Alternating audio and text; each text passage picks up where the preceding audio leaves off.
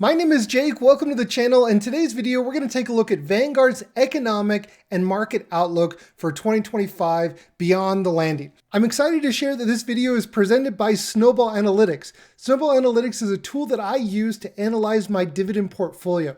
You can check them out with the link in the description below and use promo code DGI to get the very best pricing. So I like looking at these research documents from Vanguard. I've done this the last couple of years, and I don't really base my investing ideas and strategies around these economic research projections or market outlooks, that come out from BlackRock or these big institutions. What I do is I try to inform myself and understand what's the main topic going into the year so that I'm educated and understand what's going on in the world. So I look at these more as, a cautionary tale of what's to come, because if you look in past years, Vanguard got 2023 absolutely wrong. 2024, they were a little bit closer on the mark in terms of what was coming down the pipe here in 2024. And now looking at this report here for 2025, I believe that they're a little bit more grounded, and I am a little bit more I like this article more than previous years because it seems more grounded in the sense of they're not making big, assumptions, and they're a little bit more conservative in terms of what they're saying in terms of their market outlook. So I'm not going to read this entire document. I've read through it. It's interesting, a little boring to be honest, but I wanted to share with you the highlights of the things that you should expect if you're investing in the stock market, some things that are going to impact and move the market throughout the year. So this is a pretty lengthy document, so I'm going to focus on the parts where I think most people would be interested in and get the most value from, because Vanguard's research talks about, interest rate projections, the uncertainties facing the global economy, and the impact of AI. But this is the most interesting part, in my opinion, when it comes to AI, because AI has been the buzzword for years now. But it's probably not what you think. And I was pretty shocked by that. So the most interesting part of their research is looking at the future growth expectations from different portfolio constructions, which they highlight at the very end of this document. But it's needless to say that 2025 may be a bumpy ride. And it being a bumpy ride, well, it could look a little like this.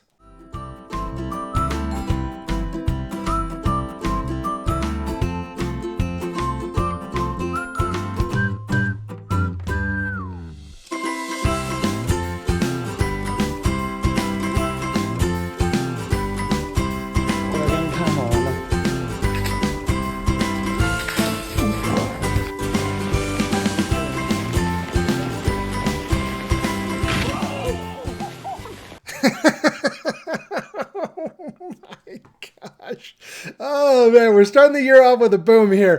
So hope everybody had a happy new year. Let's take a look at this. For the summary of the document here, I'm actually going to read it. Other parts, I'm just going to summarize and highlight a few pieces. But the first part here, I just want to read it off and walk you through it. So the global monetary easing cycle will be in full swing in 2025. With inflation in most developed economies now within touching distance of central banks' targets, the good fortune of high productivity growth and a surge in available labor has propelled the U.S. economy, while other economies have been less lucky. The potential for these positive supply side factors to wane is a key risk for our U.S. outlook, though expansionary fiscal policy may cushion any negative impact on growth. We re-emphasize the view we put forth a year ago that an era of sound money with interest rates above the rate of inflation lives on. Sound money here, they're talking about cold hard cash, in the bank or under your pillow or under your mattress. That's what they're talking about, sound money, actual money, or in short-term securities like bonds and stuff like that. So that's what they mean by sound money. That said, markets face a growing point of tension. Assets with the strongest fundamentals have the most stretched valuations, and vice versa. Short-term economic and policy risks will help determine whether momentum or valuations dominate investment returns in 2025. So a few key topics that they highlight here is still sound money. So this is money under your mattress. This is money in your checking or savings account. And the environment sets the foundation for solid cash and fixed income returns over the next decade. Another topic here, U.S. economic resilience. Positive labor supply and productivity developments drove U.S. growth in 2024. Whether these drivers wane or accelerate, coupled with demand factors such as fiscal stimulus, holds the key in 2025. You're going to hear a lot about that here in 2025, especially with the new administration in our government here in the U.S. There's going to be a lot of interesting developments of how they handle this. And the other topic here, the growing market tension, the possibility that we are experiencing a valuation supporting productivity boom must be balanced by the risk that economic developments could expose the vulnerability of stretched equity valuations. So that's the summary here in a nutshell of the document that they came out here with the economic outlook. Vanguard is predicting or projecting that we're in one of two scenarios. We're either in the early 1990s, 94, 93, give or take, or we're in the late 1990s, 1999. If you're old enough to remember, the dot-com bubble burst. Yeah, so they're saying we're either in a boom or a bust. And that's not really great if you're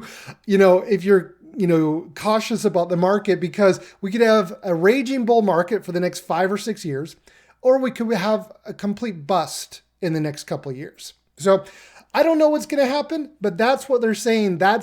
Isn't that great? Like whenever they come out with these market projections, or, it's like, hey, we're either going to be roaring or everything's going to crash and burn. So I guess we'll find out and see. So when it comes to Vanguard's 2025 economic forecast, I think they do a much better job here in 2025 than they did in previous years. In previous years, they were pretty far off from reality. They're a little bit more conservative in this year. So for the US, what they're projecting for GDP growth, Vanguard is projecting a 2.1 increase over last year in GDP growth. They're anticipating that the unemployment rate will go to 4.4% and that core inflation will be at 2.5%, and that monetary policy by the end of next year that we will be at a 4% Fed funds rate. So this is interesting because this document was written before the Fed meeting here in December, right? Before the meeting in December,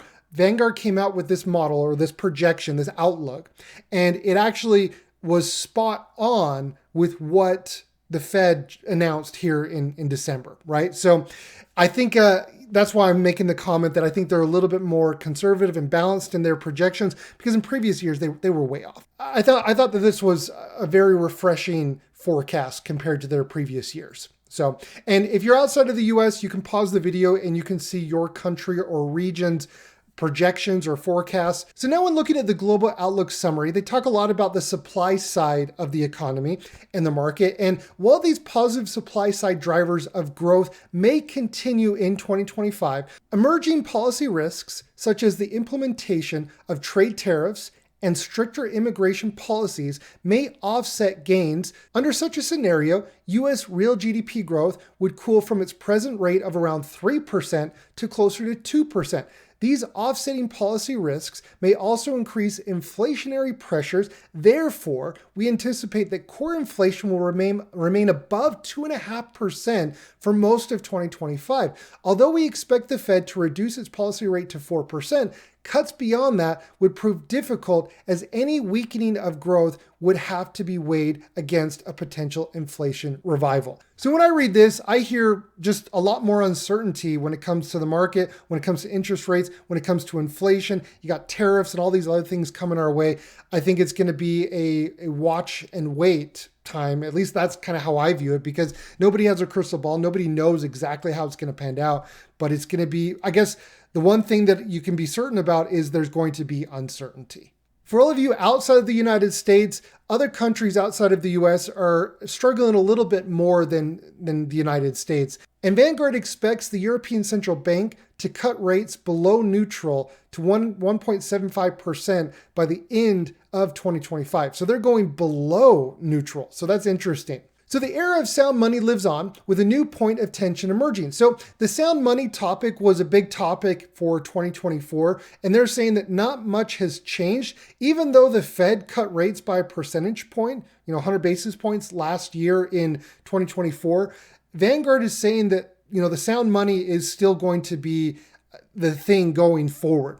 Although central banks are now easing monetary policy, we maintain our view that policy rates will settle at higher levels than in the 2010s. This environment sets the foundation for solid cash and fixed income returns over the next decade. But the equity view is more cautious. This structural theme holds even in a scenario where central banks briefly cut rates below neutral to allay temporary growth wobbles. The era of sound money, characterized by positive real interest rates, lives on.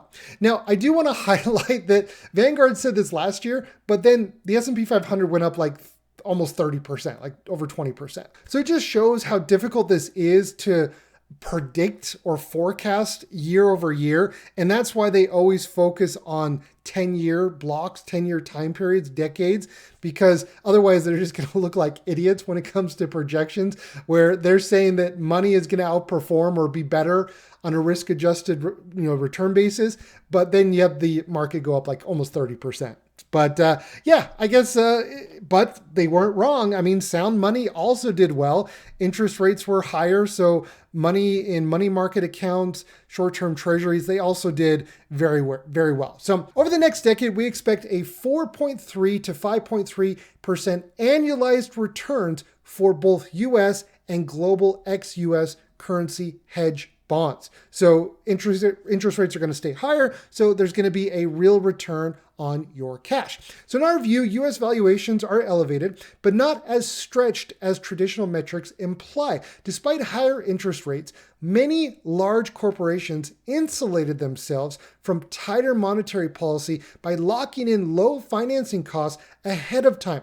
And more importantly, the market has been increasingly concentrated toward growth-oriented sectors such as technology that support higher valuations. Now, if you don't understand this, the S&P 500 as an example is a third in technology, and it's all based off of future cash flows. Technology stocks trade at a higher price to earnings ratio because it's based off of future cash flows. And because they're growing so quickly, the market can justify a higher price to earnings ratio. And because the US, the S&P 500 as an example, has historically never had so much exposure to technology stocks, historical PE ratios are elevated. And so you have a lot of people saying, calling a top, right? Where before, when the US economy was primarily materials and industrials, where they have a much lower price to earnings ratio. So I'm not sitting here and saying that, that high valuations are justified, blah, blah, blah.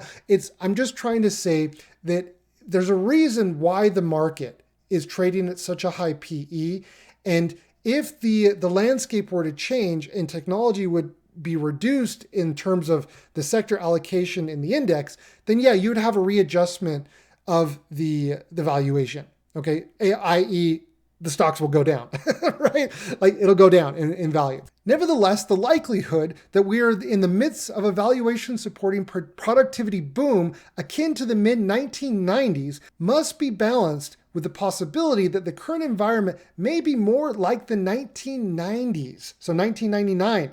In the latter scenario, a negative economic development could expose the vulnerability of current stock market valuations. Most policy rates will likely settle below or above inflation. So this is in a graph of what they were showing before in terms of the forecast for the end of year 2025. By country, the United States is projected to be at 4%, United Kingdom at 3.75%, and with Japan down there at 1%. So, and you can see that historically how it's been. After the great financial crisis, they cut rates to near zero, and then we had all of this expansion and growth, and now with rates being so high, it's changed the landscape of everything. So this is just how it's looking today, and all trends are trending downward going forward. So, but it all is dependent on inflation and how that evolves. Now, I thought this part was really interesting. So artificial intelligence transformative potential, but 2025 is too soon for significant productivity growth. Now, wait a second. I thought, AI was going to take over the world, and AI is here now, and, prepare for it now. It's, what it kind of feels like is it kind of feels like, back in, I want to say the 2008, 2009, where renewable energy was going to take over everything else, right? Electric cars were going to be the majority within a year or 2 years, right? Remember that? Do you remember that? How that, all that craze and everybody's saying the world's changing overnight? What Vanguard is saying is, yes, this is transformative or has the potential to be transformative, but not so fast. So let's see what they say. So excitement surrounding artificial intelligence, or AI, and its potential to transform the global economy is warranted, but widespread adoption won't happen overnight. When new technologies emerge, firms can take years, sometimes decades, to find profitable commercial applications for them to see improved productivity. While we expect AI adoption to be relatively quicker than previous innovations, a common trait of digital technologies, significant productivity growth from AI utilization likely won't occur until the late 2020s. Even in our most optimistic scenario. Although considerable uncertainties exist in predicting how technology and social attitudes towards AI will evolve in the coming years, we estimate that in developed economies, roughly 30% of current working hours are spent on tasks that can be or will be performed by AI in 20 years.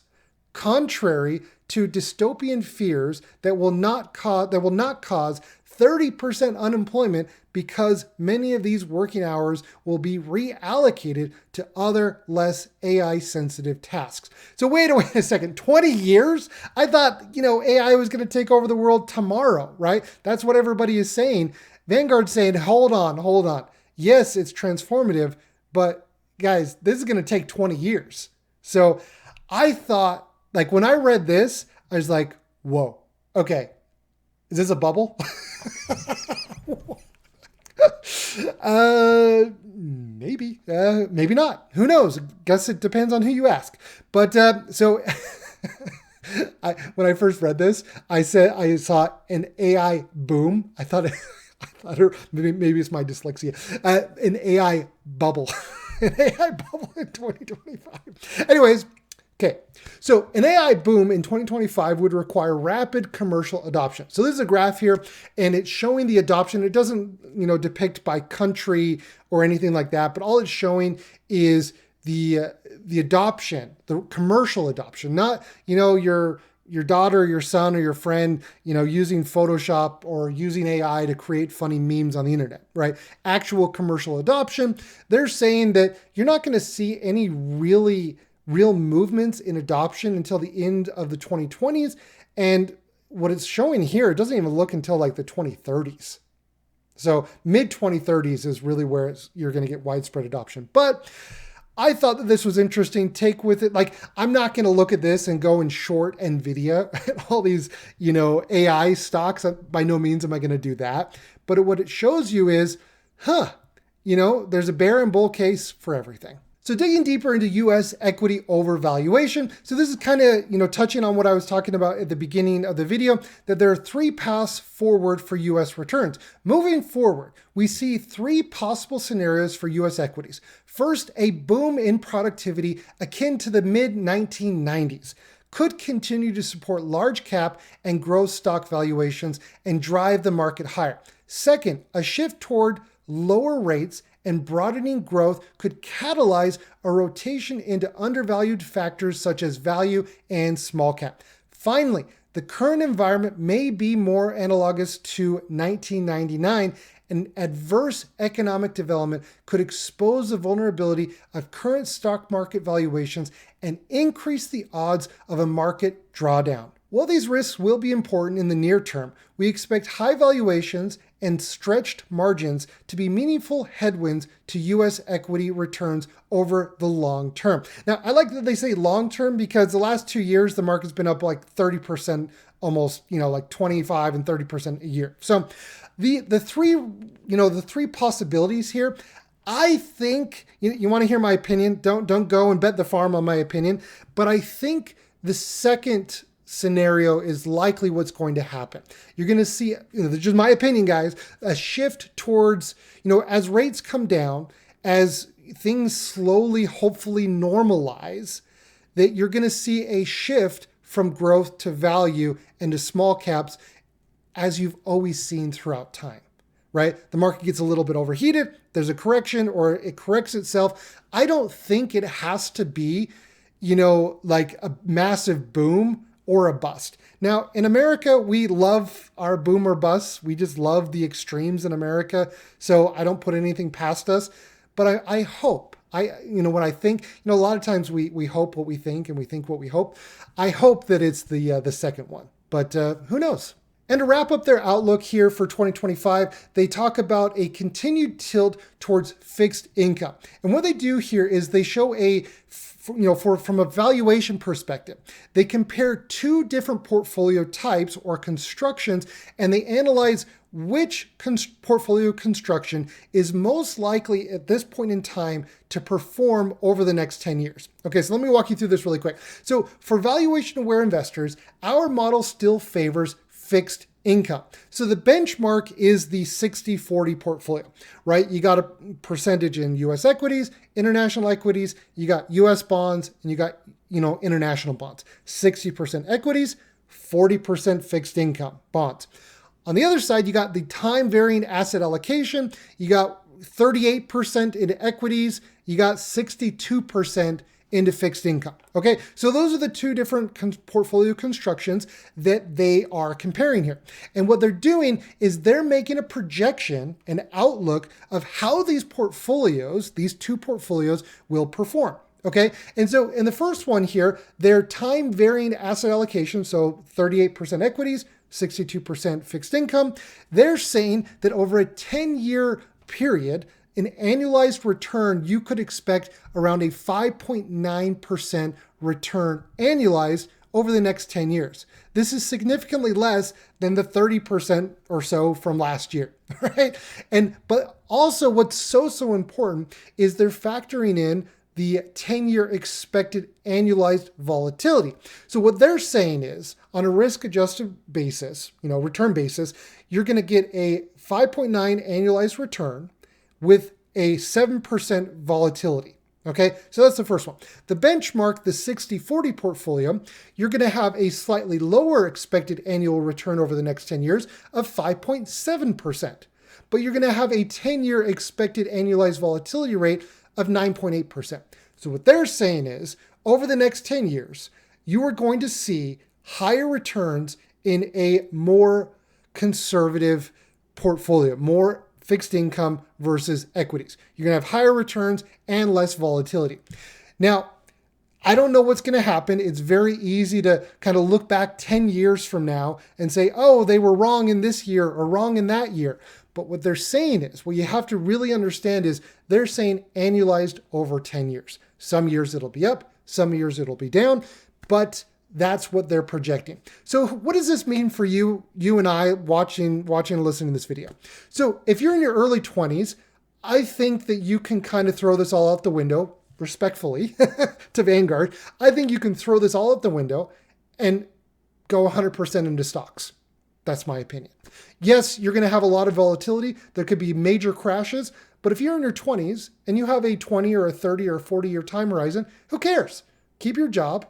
Improve your skills, make sure that you, in the next 20 years, you take a look at an AI book or a video, watch an AI video in the next 20 years. It doesn't sound like you're going to miss out on anything based off of Vanguard, but who knows? But what that tells me is, who cares? If you're 20 or 30 years old and you know that you're going to be working for the next 20, 30, 40 years, this doesn't really matter to you.